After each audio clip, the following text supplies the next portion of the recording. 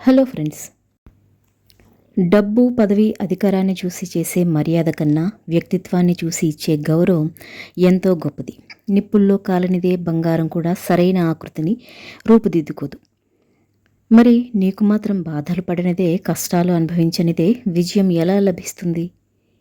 ఇప్పుడు నీపై పడే ప్రతి రాయిని నీ అద్భుతమైన భవిష్యత్తుకి పునాదిగా మలుచుకో. మనల్ని ప్రేమించిన వారికి మనం గొప్పగా ఏమీ చేయనవసరం లేదు. జీవితంలోని ప్రతి సందర్భంలో వాళ్ళకు తోడుగా ఉంటే చాలు. 10 మందికి సాయం చేయడం గొప్ప కాదు, కానీ వాళ్ళల్లో ఒకరి దగ్గర నుంచి కూడా తిరిగి ఏమీ ఆశించకుండా ఉండటమే గొప్ప. గెలవడానికి ఉన్న ఏకైక మార్గం కష్టపడటం మాత్రమే. అది మానుకుని షార్ట్కట్లు వెతకడం మొదలు పెడితే ఉన్న స్థానం నుంచి కూడా పడిపోవడం తప్పితే మరేం లాభం ఉండదు.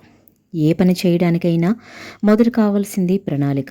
సరైన ప్రణాళిక, దాన్ని అమలు చేయగల సత్తా ఉంటే ఈ ప్రపంచంలో దేన్నైనా సాధించవచ్చు. ఏ ఇల్లు, ఏ ఊరు, ఏ దేశమైతే స్త్రీలను గౌరవిస్తుందో, వారి అభిప్రాయాలకు ప్రాముఖ్యతనిస్తుందో ఆ దేశం లేదా సమాజం సిరి సంపదలతో వర్ధిల్లుతుంది అంటారు. ఎవరూ అందుకోలేనంత ఎత్తుకు ఎదగాలంటే ఎవ్వరూ చేయనంత సాధన చేయాలి. ఎవ్వరూ పడనంత కష్టపడాలి. ఎవరూ ఊహించినంత పట్టుదలతో ఉండాలి. అటువంటి వారికి మాత్రమే అంతటి విజయాలు సాధ్యమవుతాయి. మనల్ని మోసం చేసిన వారికి మనం వేసే అతిపెద్ద శిక్ష వారిని క్షమించి వదిలేయడమే. అది మన హుందాతనాన్ని, వారి తప్పుడు బుద్ధిని ప్రదర్శిస్తుంది. ఒక మనిషి యొక్క అసలు సిసలైన సత్తా బయటపడేది అతడు గెలిచినప్పుడు కాదు, ఓటమి పాలైనప్పుడు.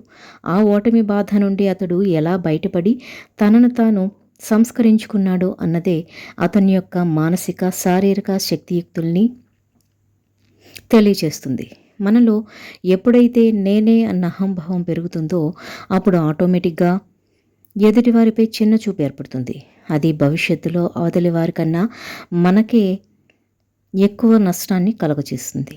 కాబట్టి మనకు ఎంత తెలిసినా, ఎంత గొప్ప విజయాలు సిద్ధించినా వినయంతో ఉండడం నేర్చుకోవాలి. రేపేం జరుగుతుందో ఎవ్వరికీ తెలీదు. కాబట్టి ఉన్నన్నాళ్ళు ఎవరితో ఎటువంటి తగాదాలు, గొడవలు లేకుండా నలుగురితో కలిసి నవ్విస్తూ ఆనందంగా జీవితం. కాలం కలిసి రావట్లేదు, అయిన వాళ్ళు ఎవరూ సహాయం చేయడం లేదు అనే కుంటి సాకులు చెప్పడం మాని, ఎవరైతే తమ స్వశక్తితో కష్టపడి తనకు ప్రతికూలంగా ఉన్న పరిస్థితులను సైతం అనుకూలంగా మార్చుకుంటారో అటువంటి వారి ముందు ఆ విధి కూడా తల వంచి తీరుతుంది. మన జీవితంలో 2 తేదీలు ముఖ్యం. మన సమాధిపై రాసే జనన, మరణ తేదీలు అవి. కానీ ఆ 2 తేదీల మధ్యనున్న ఖాళీ ప్రదేశంలో మనం ఏం చేశామనేది మాత్రమే ప్రతి ఒక్కరూ గుర్తుంచుకుంటారు.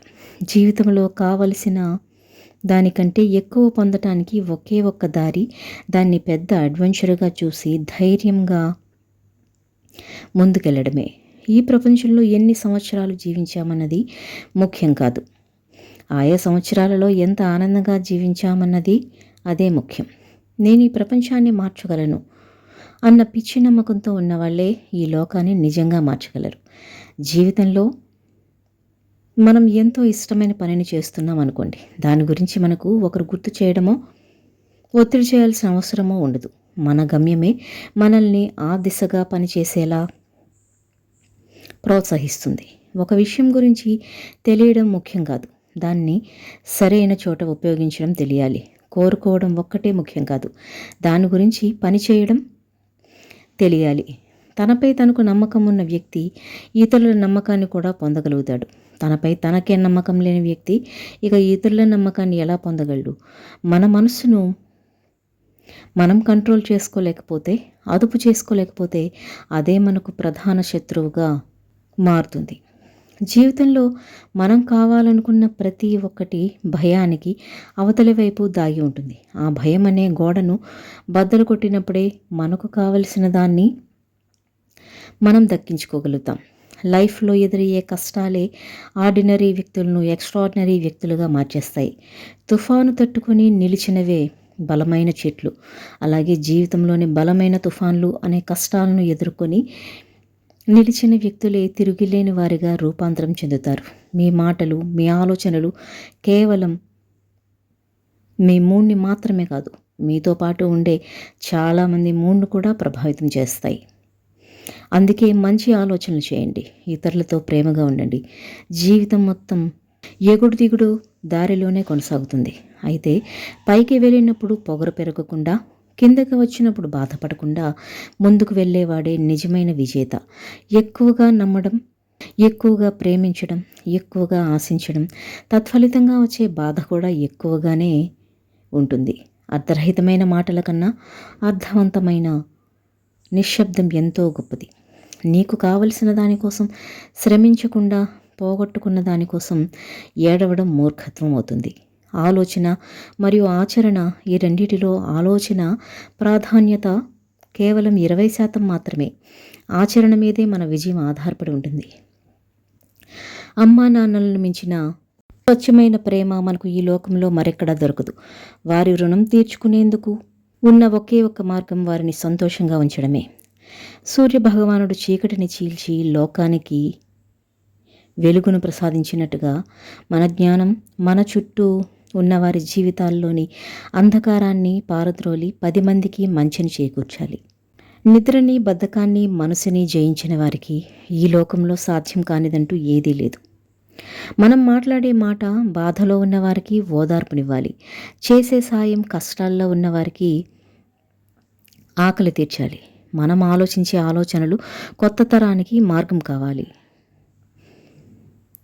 రక్తపు బొట్టు నేలను తడపనిదే యుద్ధం గెలవలేం. అలాగే చెమట చుక్క చెందనిదే జీవితంలో విజయం సాధించలేం.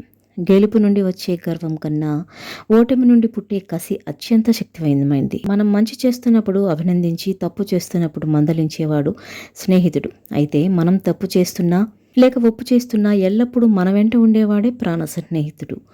మనం ఆలోచించే ఆలోచనలు మనల్ని బాధ పెట్టగలవు, అలాగే సంతోషపెట్టగలవు. మనం వాటిని దేనికి ఉపయోగిస్తున్నామన్న దాని మీదనే మన గొప్పతనం ఆధారపడి ఉంటుంది. లోతు తెలియని నదిలో 2 కాళ్ళు పెట్టి దూకేవాడి కన్నా మొదట 1 కాలు పెట్టి పరీక్షించి ఆ తర్వాత 2వ కాలు పెట్టేవాడికే బ్రతికే అవకాశం ఎక్కువ. అలాగే ఒక పనిని ఎలా పడితే అలా చేసేవాడి కన్నా ఒక ప్రణాళికాబద్ధంగా చేసేవాడికే గెలిచే అవకాశం ఎక్కువ. మనం ఒక విషయంపై ఎంతగా ఆశ పెంచుకుంటామో అది విఫలమైనప్పుడు అంతకు మించిన నిరాశకు గురవుతాం. అంతటి నిరాశను తట్టుకొని తిరిగి ప్రయత్నం కొనసాగించాలంటే అది అనుభవంగా అనిపిస్తుంది. కాబట్టి మనం అనుకున్న పనిలో గెలుపు ఓటముల గురించి పక్కన పెట్టి చేసే పని మీద శ్రద్ధ పెట్టడం ద్వారా కోరుకున్న లక్ష్యాన్ని త్వరగా సాధించగలుగుతాం.